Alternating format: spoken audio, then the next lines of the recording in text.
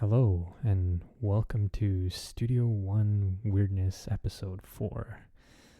Um so today I think I've lost a solid 3. I also tend to delve very deep into things and trying to find like the right way to do things. So the issue today that I had was I'm in the process of working on this song. It's off my first album that I'm working on, and I'm at the point where I'm just bouncing everything. And I have this mono audio track. It was originally a MIDI piano in stereo. I bounced the MIDI or mixed down selection or ghost recorded it, I don't remember, and then set it to mono, bounced it. Once I had it in mono, then I started doing automation, and I have panning going like left to right and a little bit of volume stuff. It's all done by hand, like with the MIDI controller, so you could see it's not, it's not perfect straight lines. So the issue I'm having is all I have is a compressor here, and all I wanted to do today was go ahead and bake in the inserts. And when I came to this mono track, I started having issues, and the issue is as follows.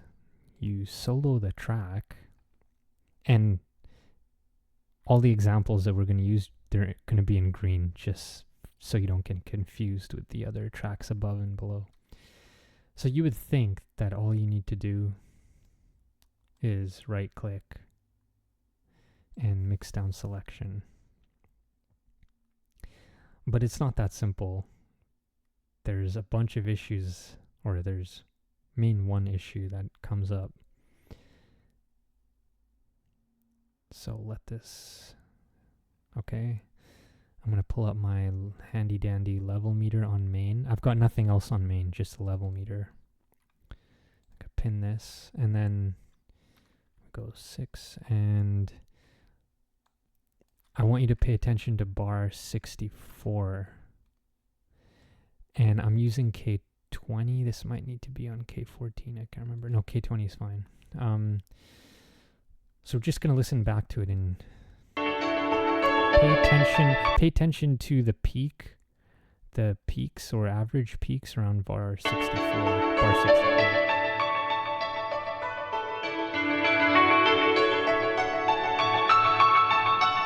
Okay, so we hit -9. It went by quick. We hit -9 and -6, right? So I would expect that when you bounce the track, now this is a mono track, so what Studio One does is when you bounce a mono track, I'm saying bounce is not accurate. When you do mix down selection, if you do mix down selection, ghost record, export stems, you're going to have this issue, this volume issue. And just for reference, I have it only set directly to main. This track's not going through any busing or anything like that, just so that someone's like, hey, you might be running that through the bus. I'm not. So now we listen to the newly output file. Just make this green. Skip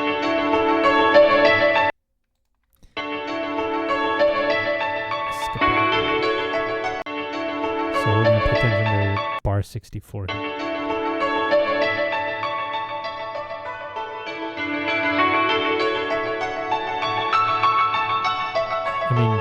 So that's hitting -7.3 and -4.31, I think.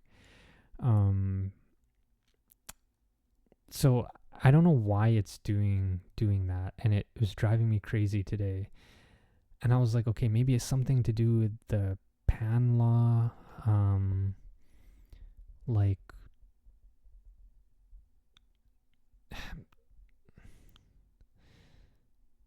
the level meters on main. Main is obviously a stereo output. There's no other processing happening on this track, just the compressor. So I would think that this is the level meter is the very last thing in the chain. the file that I'm outputting should be exactly the same as the mono file, even if it's just panning, which tells me it's something to do with either they've done some miscalculation, which I highly doubt, or, I mean, it's possible, or it's something to do with how this pan law stuff, I've read a little bit about it. You can go read about panning law and how it works. I don't know exactly how it works, but you can have like different laws that basically say that, if I'm understanding this correctly, when you pan a mono track, when it goes, I guess, when it's centered in stereo, it drops it a certain amount of decibels. I think I'm not saying this right. If I pull up the manual, it'll probably explain it. But basically, you can have different pan laws where what it's trying to do is basically compensate on a, if I understand correctly, on a stereo track, so that in stereo, the center image, which a mono track is centered image, the volume is not too high, or it's like it's matching the volume or something. So that was the only thing I could think of, basically, that's something to do with panning law, that, or pan law, that's the reason why my mixdown file is louder. But the thing is, in Studio One, there's no other way to control the pan law, and it doesn't make sense. If I change it, if I could change your pan law, then it might screw up other tracks in my mix. So then some people said, well, okay, well, you could just, instead of using the built-in panner on a mono track, and I think I've seen Joe Gilder do this, I think he keeps all his tracks stereo. And then what he'll do is he'll throw like a binaural pan, set it to mono,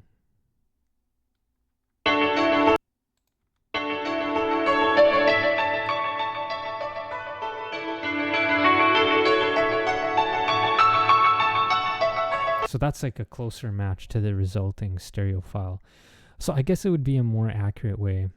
But the problem is, if the one other tiny problem is, if you were to do this after the fact, and say you went to automate the panning for the binaural plugin, the pan settings are reversed. So the built-in panner, the top of the automation lane is left.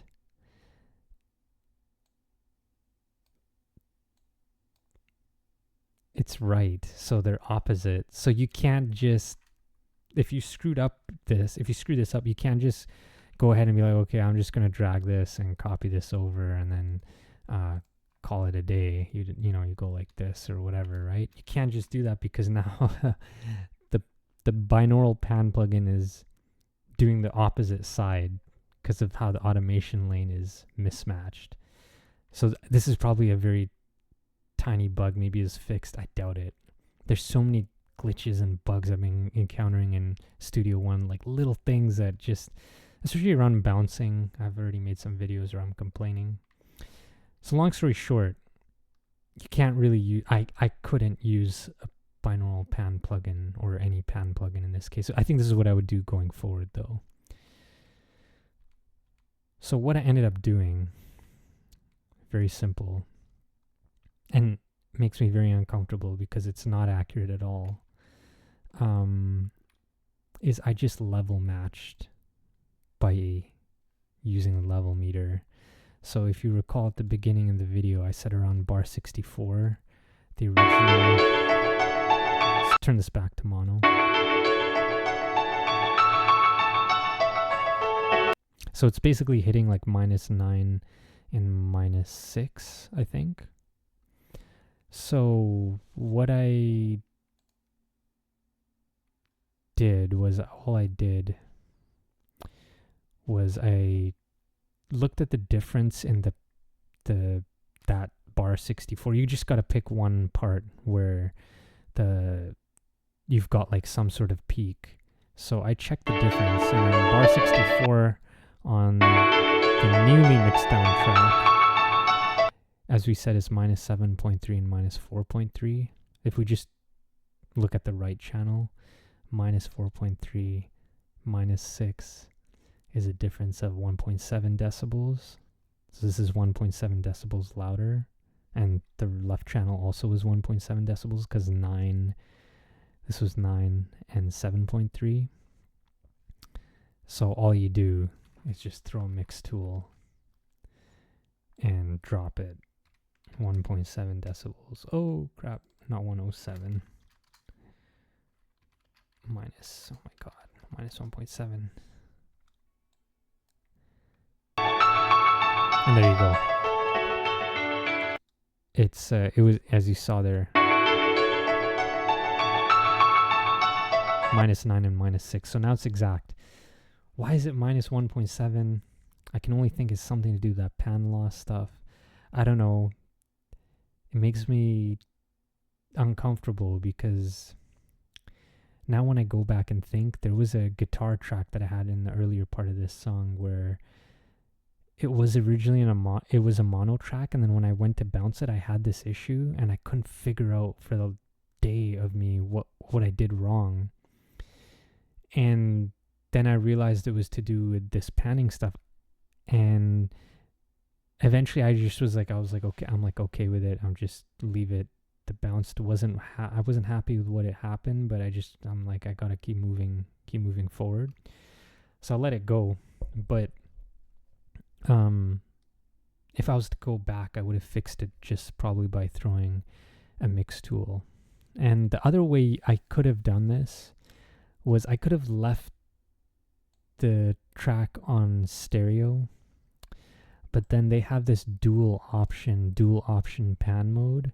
So what this does is it's actually collapsing both the left ear, like the left channel and the right channel. You can collapse them all the way to the right or all the way to the left. So that's probably the more accurate way to do it. But the only thing is it just makes me wonder then why even offer an option to pan mono tracks if you can't bounce them and have them panned. I think what should have happened here was this stereo track.